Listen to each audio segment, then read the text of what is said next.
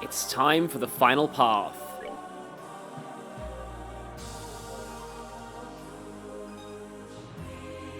I like how there's both a main gate and a giant gate.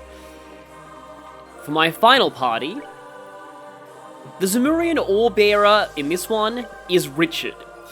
Reason being, Kevin and Reese both have weapons that we'll find in this section of Phantasmagoria that are, in my opinion, better than their Zemurian weapons because they give an increase to ATS. And meanwhile, here's Ren. I was tempted to get her Zemurian ore weapon, which is actually canon, given certain things in later games, but anyway. Yeah, Ren has 2,200 ATS, because, yeah, this is her setup at the moment. She's got Dark Matter EX, she's got Cyclone Napalm, all that good stuff. Kevin has the Time Gem still, he has Gaia Shield, Zodiac. He's pretty much going to be a support caster, but he also has Cyclone Napalm to do decent damage. Richard is pretty standard in terms of just overall attacking, although he also has Cyclone Napalm for potential arts damage, although he doesn't have any EP Cart Quartz. And then Reese is, she also has Cyclone Napalm, and Dark Matter EX. And yeah, she's kind of spec'd as a sort of caster. Holy crap, that arts defense though. That arts defense is completely stupid. Yeah, so this is a bit of a weird time to be talking about this, but somebody actually informed me about the Quinty ribbon. How this works is that only characters who actually wear ribbons can equip this.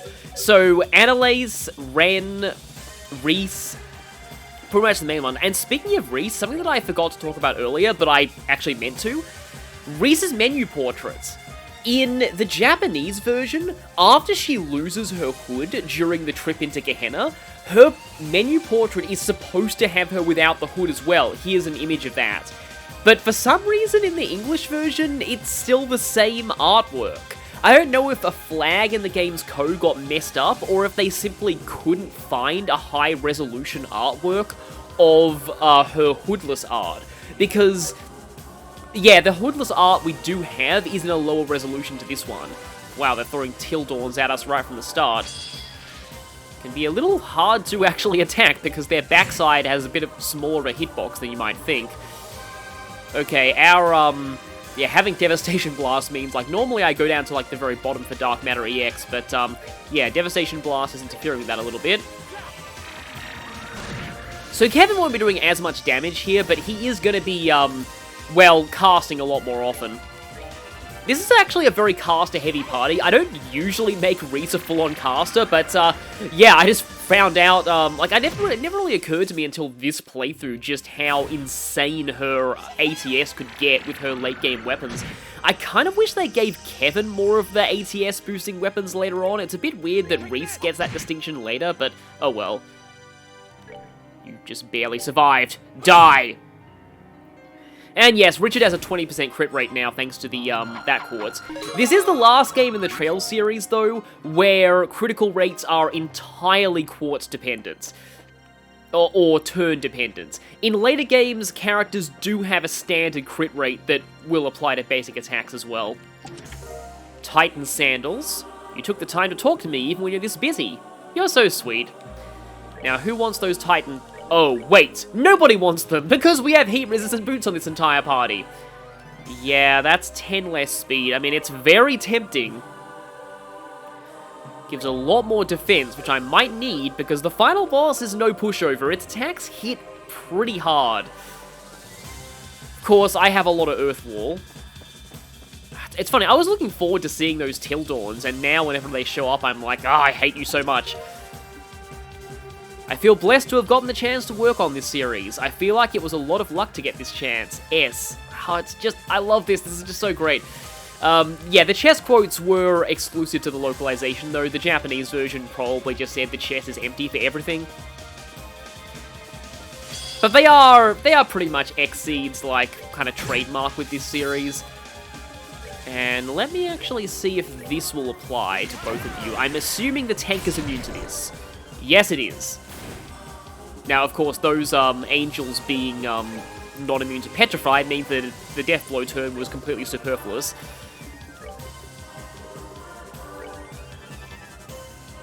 But as we go through this final area, which is a little bit longer than everyone else's paths, just notice there's actually like a logo on that chariot that's like different from the Ouroboros logo, so that's kind of interesting. I wonder if that's like a general goddess logo or Septian Church logo.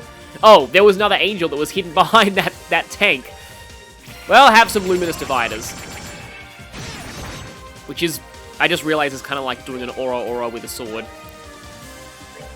As always, I would like to stress that I have absolutely no experience with JoJo, and I would watch it, but I've, got a big backlog of things to watch. I still need to watch Avatar: The Last Airbender.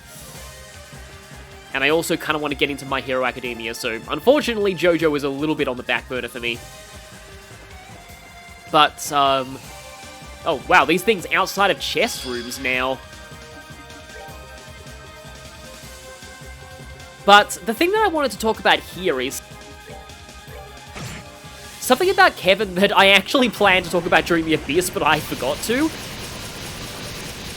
Another thing that I find really fascinating about Kevin's character in this game, and this is actually less of like something that's outright canon and more just my own personal headcanon. But so, Kevin, all of his issues and, his whole heretic hunter thing. So when you see that reveal at the end of Sky SC, what he does to Weissman, you probably were thinking, oh, Kevin's another one of those characters like, an Ace Attorney villain, where, or heck, even Weissman himself, where they have this kind of, positive, happy-go-lucky exterior, but are really cold and ruthless. Cherished foe, I'll pray to Adios for your success.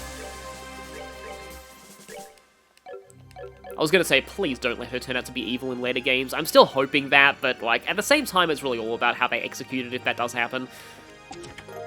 Celestial Balm. I'm rooting for you. With Kevin, though, once you get the context for his backstory, to me it actually feels like... Petrified 2... Long time no see. Is that a new haircut? Well, Reese has a new, her hair's not being covered anymore, but anyway, I'll get this last chest before I go back to my tangent. Sorry to interrupt it. Curia Balm. I hope that item helps. Well, every Curia Balm helps when status ailments are this dangerous. So, okay, so what I came to think about Kevin and his personality once I saw more context for his actions in this game is that, if anything, it's the heartless Kevin that's the fake persona. And his real persona is not quite the happy-go-lucky Kevin. I think that's also partly manufactured. His real persona, I feel, is how he acted with Reese and Gehenna. A bit of a combination of the two. But I think the persona where he was acting, like the heretic hunter, towards Weissman and being all like, oh, I literally thought I should stop talking just in case Ren says that quote. And she did! Holy crap, that was insane. My mind was just like, in case Ren gets that 1% quote, I should stop talking. But that's not gonna happen, right? But yeah, I think this shows the most in Kevin's dialogue with Joshua. I think it was after, the Grand Cell chapter in this game. I forget exactly when it happened, but Kevin's dialogue with Joshua earlier in the story, back at the Hermit's Garden. Kevin basically, kept trying to convince Joshua, after Joshua said, yeah, I kind of figured there was more to you than you were revealing when you were traveling with us, so I did some background checking on you afterwards, because, I'm concerned about who gets close to Estelle, and I found out that you're actually a church-sanctioned assassin, and your entire thing there was probably just hunting down Weissman. And then Kevin was like, I agree with that assessment of myself, and I was just using you, and everything I did to help you get over your trauma in Sky SC was entirely so that I could get a better shot at killing Weissman, and I don't care about your well-being at all. And Joshua doesn't buy it. Joshua thinks that Kevin is still kind of deluding himself with that, and that Kevin is definitely not the cold, heartless person that he thinks he is.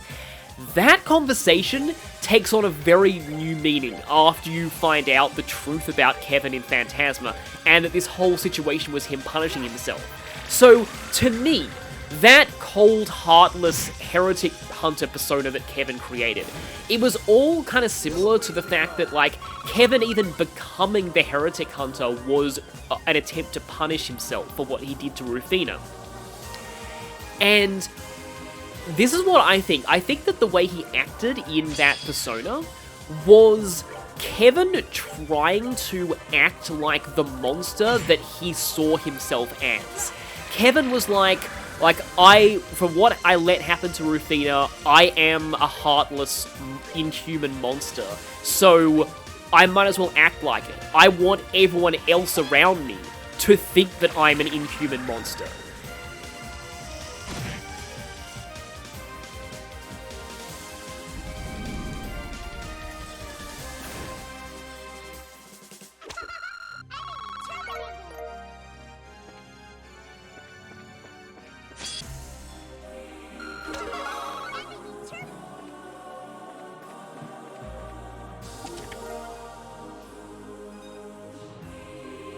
I'd never seen so many heroes up close and personal before. That's kind of great that you're calling Richard, Ren, and even Kevin heroes. It just goes to show that theme of redemption there. Obviously, this is worse than what he had before, but still. So yeah, that's something I wanted to talk about regarding Kevin, because I don't know how many other people feel that way, but yeah, like that's my personal headcanon, that Kevin's heartless persona is actually the fake one. And it's something that I don't see often with characters, because again, like, it's usually the whole Ace Attorney villain thing, which was classic Weissman. Like Weissman was classic Ace Attorney villain. Something that it's a comment that I left on the OST for, the song that's called Release from the Spell and then ... It's the song in Sky FC that plays after Weissman reveals to Joshua that he was actually an enforcer, and his whole life with Estelle was a lie. And he was really a brainwashed spy the whole time. And that song has so much of an impact to me.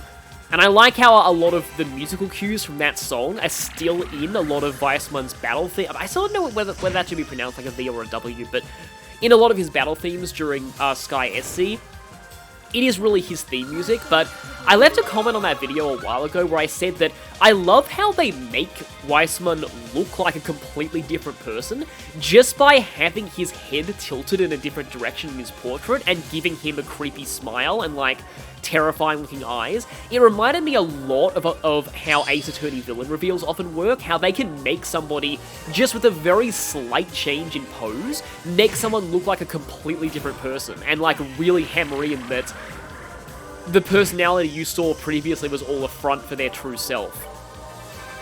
But yeah, seeing that with Kevin, it was interesting seeing the opposite of that, at least in my opinion, that you've got a situation that looks like that on the surface, and then it turns out that actually their dark self is actually the fake personality.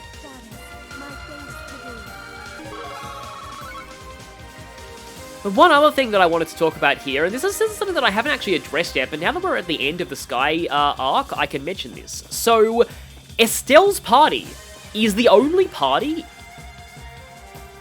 in the Trails series to not have an official name.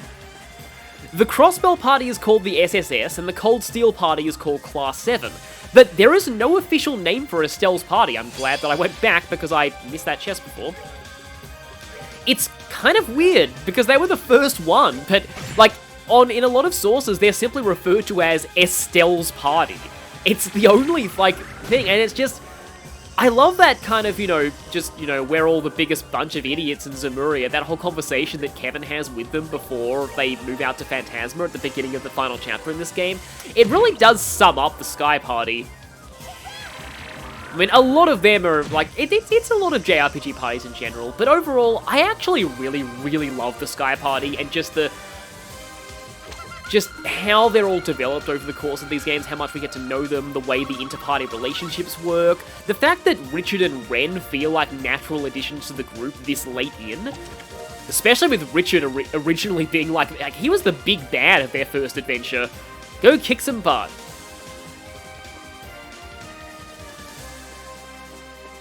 So yeah, that's my retrospective at the end of all this. Do you feel like you're a stronger person now? That's pretty inspiring words for Kevin, EP Charge 3.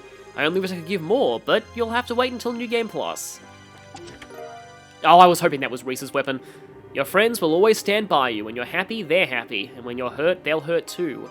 Try to share all your feelings with your friends so you can be happy and cry. Okay, I'm almost crying now, because if there is anything that sums up the moral of Sky the Third's story, it is this. And I know there's a lot of JRPGs that are really cheesy about the power of friendship and all of that stuff, but some of the later Trails games may go down that route, but I actually think just Sky the Third is such a great example of just how a healthy support network can help somebody through trauma.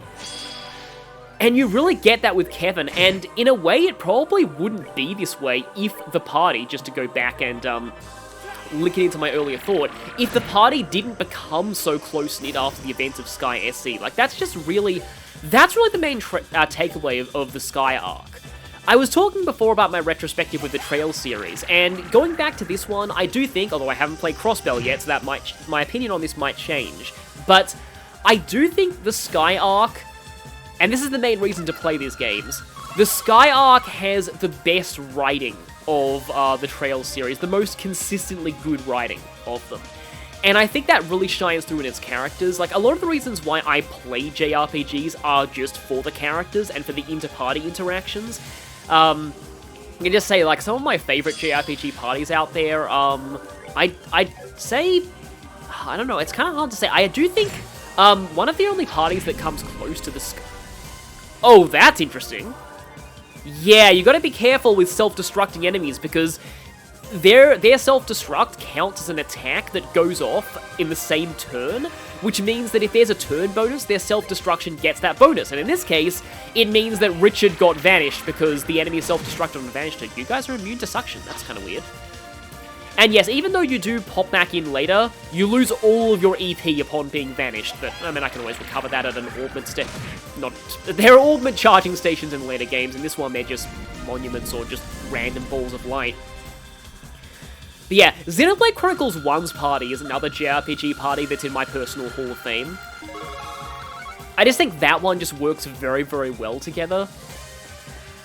It's just, I like parties where every single character, like, has different kind of, like, you know, well-established relationships with, like, the rest of the party.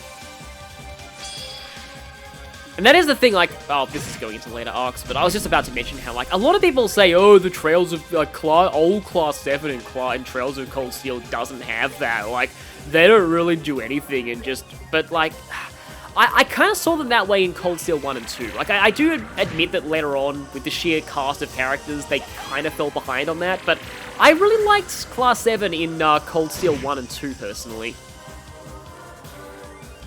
Oh yeah, another one in my JRPG Hall of Fame is definitely C's from Persona 3. I think they're all great. They're a rare example of a party that, like, pretty much outright dislikes each other at first, but come to become very close friends. Those are very difficult parties to write well, I will say. Like, I think it's part of the reason why a lot of people couldn't get into Final Fantasy XIII, is because 13's party is quite similar. They all pretty much hate each other at the beginning of the game, and it takes a while before they come to trust each other. But I feel like C's in Persona 3 handled that quite well. Persona 4's party is nice as, like, a group of high school friends, but I just feel like how they treat each other in comedy scenes kind of pushes them a little bit, you know, back for me. The Phantom Thieves, well, if I play Persona 5 on this channel, you'll see my opinions on the Phantom Thieves then, so I'm not going to cover that just yet. I'll also say, I just kind of thought, in my JRPG Party Hall of Fame, weirdly, is Vox Machina from Critical Role, even though they are not a JRPG, and, like, you know, you'd think they're more, like, Western influence and things like that, but to me, Campaign 1 of Critical Role really felt like a JRPG to me. Campaign 2 was a little bit more Western RPG-like. Vajra Plus, come on, give me Reese's weapon. I'm really proud of you for making it this far. Yeah, Campaign 2 is a little bit more Western RPG-like, but Critical Role Campaign 1, like, the party just had such a great established dynamic with each other, and, like, you even had romances within the group, and it really did feel like I was kind of watching the story of a JRPG there.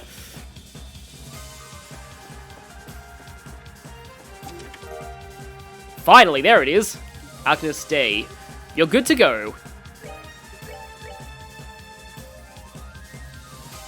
Yes, plus 250 ATS, people. This is a thing that exists. It also gives her increased range and more strength than what she had before. Like, Reese is just so ridiculous. It's just...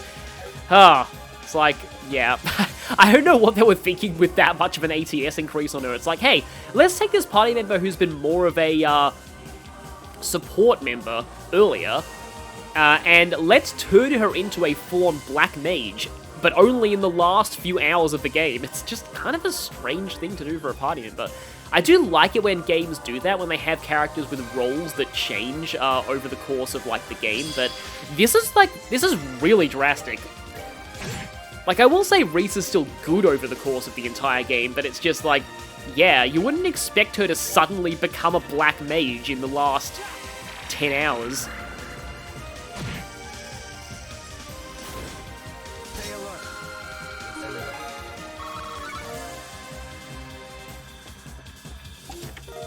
Curia Balm? This chest appears honored that you have taken its contents. Finally one that actually likes having its stuff taken. Phew, thanks. It was getting a little cluttered in there. Another one. Thanks for playing these games. My coding fingers are going numb. Yeah, seriously, thank you so much to the developers of the Sky games and to Xseed, because they're all just, like, yeah, especially, just, I've talked about this before in Sky SC, but the sheer amount of just dedication and work that Xseed put into these localizations, like, yeah, the Trails in the Sky games and, Cold Steel 1 and 2 as well are definitely, like, in fact, they're probably right now the best localizations I have seen in video games. Persona 3 and 4 come close, like, they're probably my second. I will also say Pokemon Gen 1, like, for its time, Pokemon Gen 1 is a surprisingly fantastic localization. There are a few mistranslations here and there, but, like, the dialogue is readable, which is a huge shock for a game of that era. Wait, Vorpal Sword? Hang on a minute, who's that for?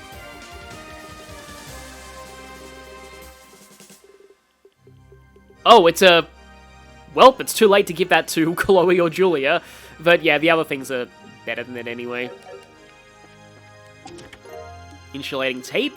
Everything good? This chest isn't empty, it's full of hope. That's like the opposite of Pandora's box. Well, technically, it is exactly Pandora's box. Artemis heals. Keep dreaming of a wonderful future. That does raise ATS. That's very tempting, honestly. How slow is Ren? Ren's decently fast, but she'll lose a lot without the heat-resistant boots. I mean, it will make her ATS, like, straight into overkill territory, but... You know what? This kind of fits the playstyle I'm going with for Reese right now, so I'm going to take that on her. Also, let's go ahead and, oh, that's going to drop our ATS a little bit. Now, I wonder who I don't know if you even get remote abilities for the final boss, I just realized, but, I probably want to go for more speed here. Okay, got those three, let's move on. I feel like we're getting close to the end of this. Yeah, we've got an ominous circular thing here. Yeah, I was wondering when this was going to happen. Got another force fight, but it has a bit less impact here since this is not, you know, since we fought this thing already in a regular encounter. Yeah, I was going to say earlier that, like, one of the things that is kind of one of the main appeals of JRPGs to me, apart from the gameplay, is the party dynamic. And yep, Sky definitely has that for me.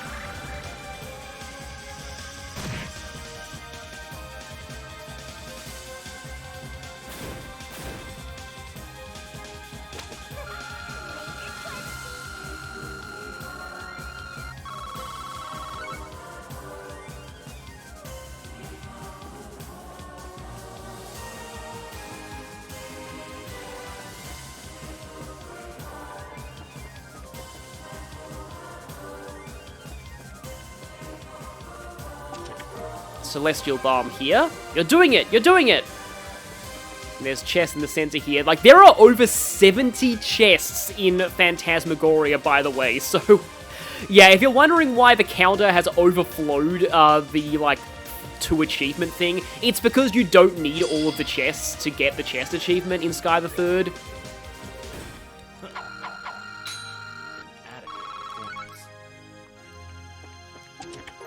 Shine Sphere Plus. I don't want to imitate a cat here, but you can translate that if you have Kitty Talk for Dummies. Shine Sphere Plus? That's... Various stats up, prevent sleep, blind, freeze. Okay. I really hope this actually does prevent the status... Like, this isn't like that Sapphire one that said that it prevents all ailments, but it clearly doesn't. Though honestly, like, an ability that pierces ailment resistance would be interesting for, like, a JRPG, like, maybe even a final boss to have or something. It probably should be, like, temporary, though.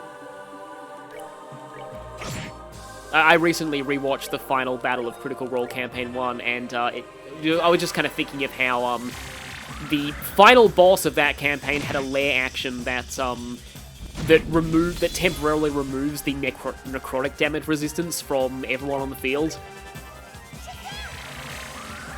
I was thinking something similar to that, maybe. And that is also a rare win quote, I believe. We're just getting all of them right now. Okay, hi there.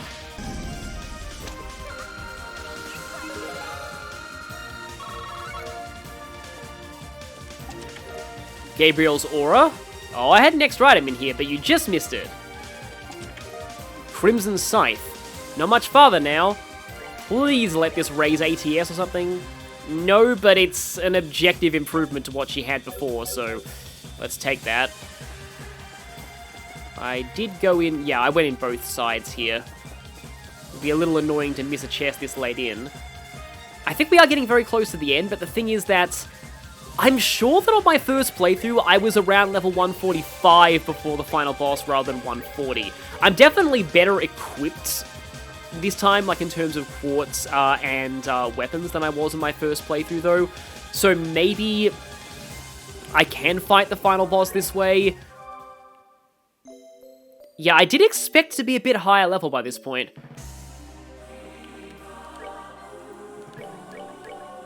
And Ren, speaking of levels, she still needs 1. And yeah, there's a big ominous door there. That's the end. Don't examine that door just yet. I want to at least get Ren 1 level before I go on.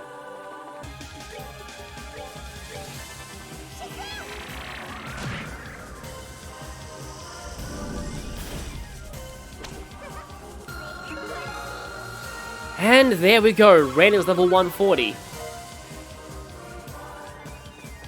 So I will definitely recharge CP before heading in further. In fact, I'll fight one more enemy just to get Richard topped up, because that's better than using an item.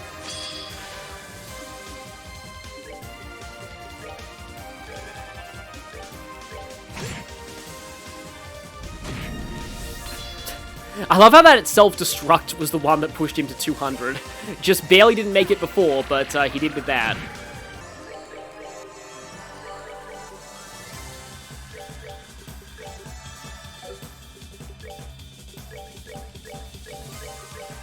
Everybody is at 200 CP, which is very, very necessary for this, especially Kevin. You want a panic Grail Sphere to fall back on. Speaking of which, oh, he still has it on Spear of Ur. Yeah, I'm going to switch that back to Grail Sphere. I really like having this. I will probably use it at some point during the fight, but I definitely want that Grail Sphere panic button as a fallback. Also, our battle position is all over the place. Okay, then. Need to change that. Like, technically speaking, everybody should just hold back here, and, I mean, Richard might need to charge in, but, yeah, I think this is probably enough of a setup here, because Kevin at least has Gaia Shield, so he'll be able to Earthwall anyone regardless of where they are on the field. And I think maybe I actually should go into this at level 140. So yeah, this time instead of actually going through a path, you actually have to examine this door, and once you do, the final boss rush will begin. We'll have 3 boss fights for the rest of the party, and then the final boss with this party. So, next time we will examine this door and begin the final battle of Kevin against himself.